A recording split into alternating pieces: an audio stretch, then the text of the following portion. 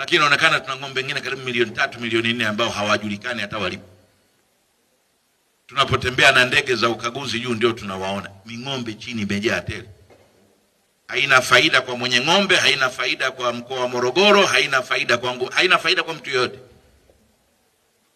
Mtu anaona sifa tu kusema mimi nina ng'ombe milioni, nina ng'ombe 10,000, 15,000. Tumesema tufanye Mvomero hii na Kilosa ndio wawe wahimili wa mapinduzi ya mifugo, ambayo ina involve kwanza kuwa na mifugo yenye afya kidogo zaidi,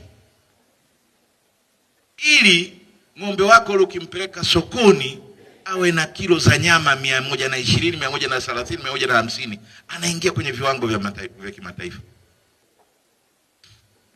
Bwana wewe mwenyekiti, huwezi kufanya uwekezaji wa namna hiyo mpaka umuone mtu anafanya. Na sisi wa Afrika tunakwenda kwa Tomaso, mpaka uone mtu kafanya ndio unaona hii sawa. Sasa jamani, uwekezaji anakuja, utafanya, utapeleka elimu ndio, utasomesha watoto wa SUA ndio, njoo. Na haki ya Mungu nasema, mimi naitwa Adam Kigoma Ali Mwalimu. Akija mtu mwenye ajenda ya maendeleo mbele yangu haondoki mpaka nikubaliane naye.